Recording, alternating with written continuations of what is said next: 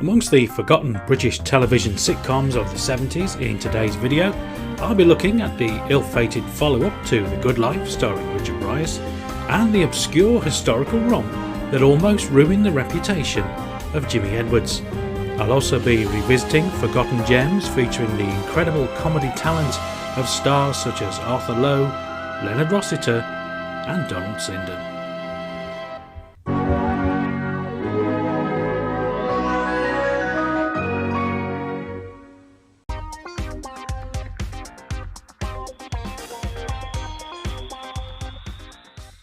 In 1977, Richard Briers was at the absolute peak of his fame, having just finished his run as Tom Good in the hugely popular The Good Life. Following up on that success was always going to be a challenge. As with The Good Life, the other one was broadcast on the BBC and penned by the brilliant writing duo John Esmond and Bob Larbey. With that kind of comedy pedigree, success seemed virtually guaranteed. The writers intentionally shifted gears with the other one, creating a dynamic similar to The Odd Couple, pairing two characters who were diametrically opposed, yet strangely dependent on one another. There we go. Oh, I'll get them. No. My shout. Where are we?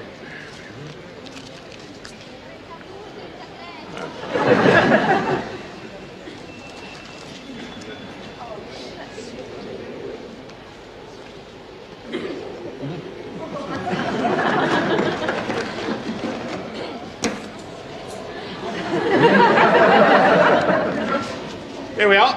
Oh. Now that came to 73, so that's 74, 75, 80, 90, 100. Thanks, old man. Well, cheers then, Brian. Ralph. Cheers. Richard Briers played Ralph Tanner, a swaggering, self-deluded and slightly shifty salesman, essentially a wide boy role completely against the type for which viewers loved him.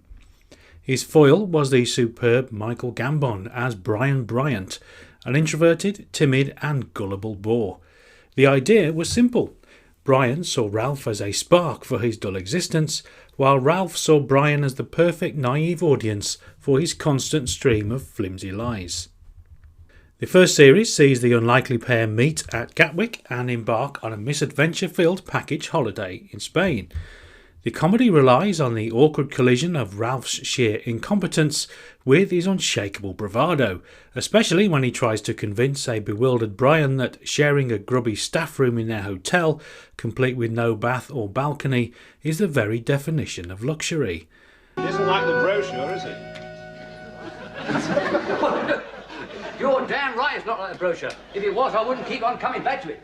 What do you mean to say you like it like this? Oh, I love it. It's gut Spain. There isn't a telephone. There better not be one either. Why? Why? I'll tell you why. Because once it gets round, there's a chap like me that knows the ropes, my telephone would never stop ringing. Believe me, I've had it all before. Oh, Ralph, could you spare 5 minutes? We can't make the barman understand what a snowball is. Ralph, could you come down and smooth things over with the civil guard? No. That sort of thing makes me want to become even more of a lone wolf than I already am. Have we got a balcony? Have we got... No, we haven't got a balcony. For the same reason, I'm not having my breakfast out there every morning. The combination of Briers and Gambon on screen, coupled with writers John Esmond and Bob Larbey, and producer John Howard Davis behind the scenes, gave the other one a rich comedy pedigree, the kind of pedigree that normally leads to success. However, the series never really took off. Running for 13 episodes over 2 series between 1977 and 1979, the general consensus was that the pace was too leisurely and the laughs a little thin on the ground. Richard Briers' new abrasive persona jarred. Writer Bob Larbey later observed that the audience seemed to recoil when Richard Briers appeared with that moustache and rather smarmy look. In his words, the audience simply thought, "That's not our Richard." However, the other one is still worth seeking out today. Not surprisingly, the scripts are sharp and the performances of the two leads are superb. British Airways Flight 147 to Malaga, now boarding at gate 22. Oh, they're boarding. So? Well, don't you even go when they start boarding? No. But when do you go? When do I go? I'll tell you when I go. I go when they stop scrumming down to get through passport control, when they stop jostling to get through gate 22, and when they stop racing along those ramps to get onto the plane. I don't scrum, I don't jostle, I don't race. I stroll. Stroll? Stroll.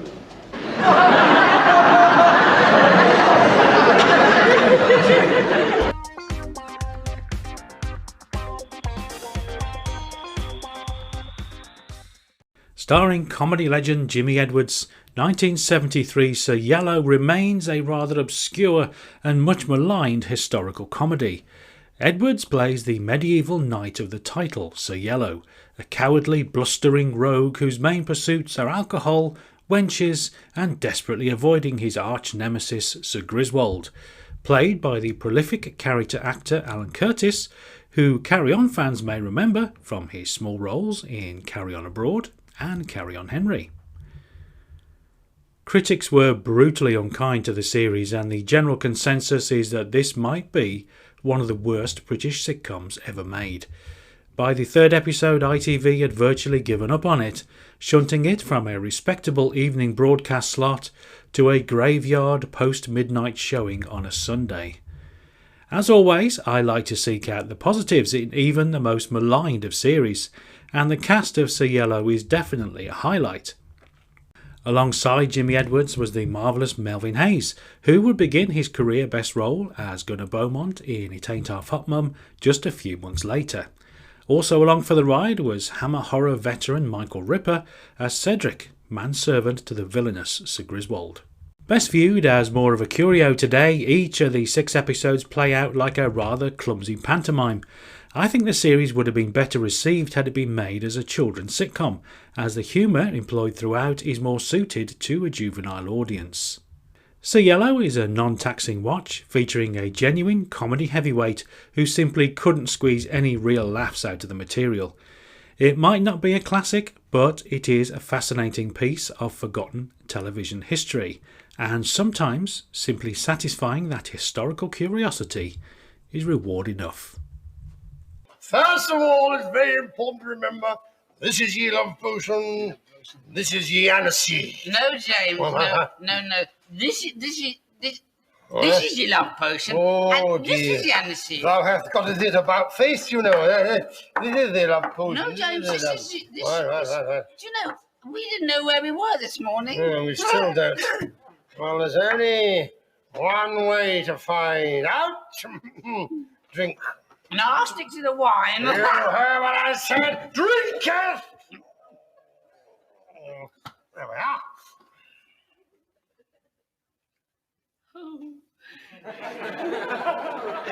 You irresistible beauty! Who said the love potion wouldn't work?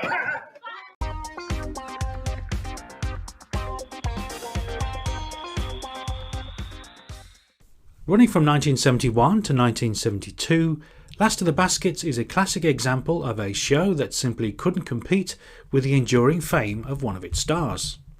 After the 12th Earl of Clogborough finally abdicates his title, the earldom passes to the most unlikely heir imaginable, Clifford Baskett, a crude northern boiler room worker played brilliantly by the prolific and underrated Ken Jones.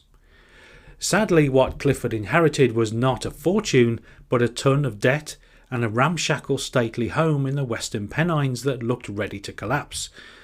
Luckily, he did inherit one thing of immense value, the family butler Redvers Bodkin, played by the master of blustering pomposity, Arthur Lowe. Still in the midst of his run as Captain Mannering in Dad's Army, Arthur Lowe brings his signature exasperation to Bodkin, the proud old-fashioned servant utterly appalled by his new uncouth employer having to begrudgingly serve bottles of brown ale on a silver platter to new Earl Clifford. Adding a wonderful layer of earthy humour to the chaos is the ever-reliable Patricia Hayes as Clifford's mother. Her presence ensures that poor Bodkin has to contend not just with an uncouth Earl, but with a full, unapologetic injection of northern working-class reality, making for a wonderful comedic trio. Ultimately, Last of the Basket suffers from one simple fact. When one of your lead actors has a career crammed with comedy greatness, such as the towering success of Dad's Army, a clever but quieter series like this one can easily get lost in the shuffle. But for anyone who appreciates fine character acting and class war comedy, this forgotten gem is a must-see.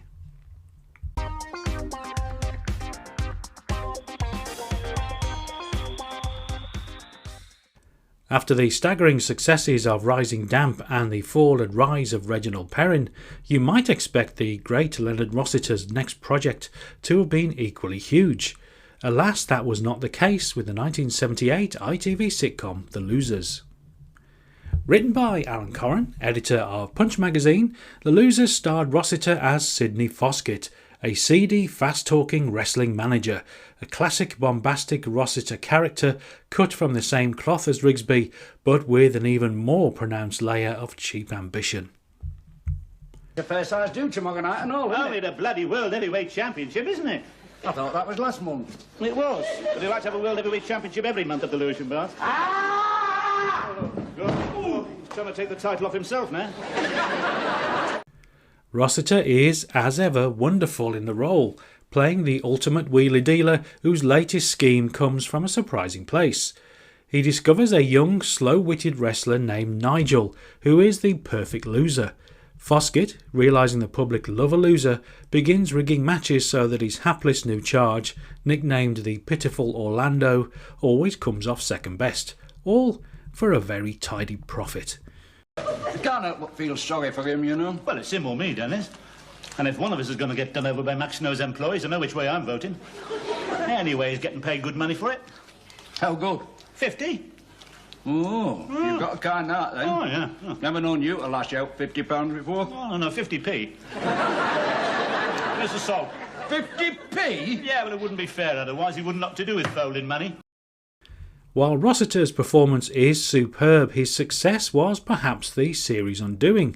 Coming so soon after two huge hit comedies, The Losers just didn't connect with viewers. It didn't help that the final series of Reginald Perrin was airing around the same time, inevitably overshadowing Foskett's schemes. The series ran for just 6 episodes, with even Rossiter's star power unable to save it. Yet the series is deserving of better recognition.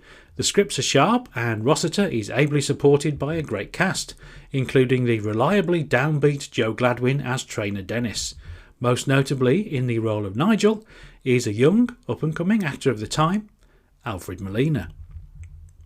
The Losers might be consigned to the file labelled Forgotten Television Failures, but it remains deserving of a re-evaluation, thanks to the brilliance of Leonard Rossiter at his fast-talking best.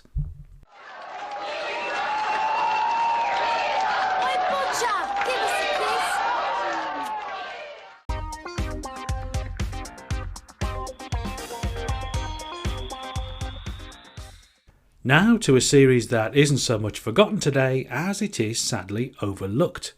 Yet during its 4-series run between 1975 and 1979, Two's Company was a genuine hit that showcased some of the finest comedic sparring seen on British TV. The premise was simple, the ultimate clash of cultures. On one side, the loud, pushy, cheroot-smoking American author Dorothy McNabb, played by Broadway star Elaine Stritch. On the other, her butler, Robert Hiller, the impeccably mannered, stubborn and wonderfully snooty epitome of the English gentleman, played by the great theatrical actor Donald Sinden. Right from the opening episode, Two's Company was basically a two-hander, with the American and the Englishman locked in a verbal boxing match over everything from wine and menus to salary and working conditions. Much of the humour stems from Hiller's superior dismissal of Dorothy's American ways and her indifference to his championing of British decorum. The casting was, quite simply, perfect. The chemistry between Stritch and Sinden, who were both primarily stage stars from opposite sides of the Atlantic, was electric. They never missed a beat. Their brilliance didn't go unnoticed at the time either. In 1979, both Elaine Stritch and Donald Sinden were nominated for a BAFTA TV award for Best Light Entertainment Performance. Ultimately, both narrowly lost out to the legendary Ronnie Barker. The show was also adapted for American television as The Two of Us, although this ill-advised remake suffered from the complete miscasting of Peter Cook, demonstrating just how crucial Sinden's performance in the original series was. Two's Company is a series that deserves far wider recognition today. For anyone who loves character-driven comedy and a good, solid debate over the merits of British versus American taste, Two's Company is a truly rewarding watch. Which of the comedy series featured today do you think deserve another airing? Let me know in the comments. For another treasure trove of forgotten television comedy, why not take a look at the video on your screen now? As always, many thanks for watching, and do join me next time for more nostalgic goodness.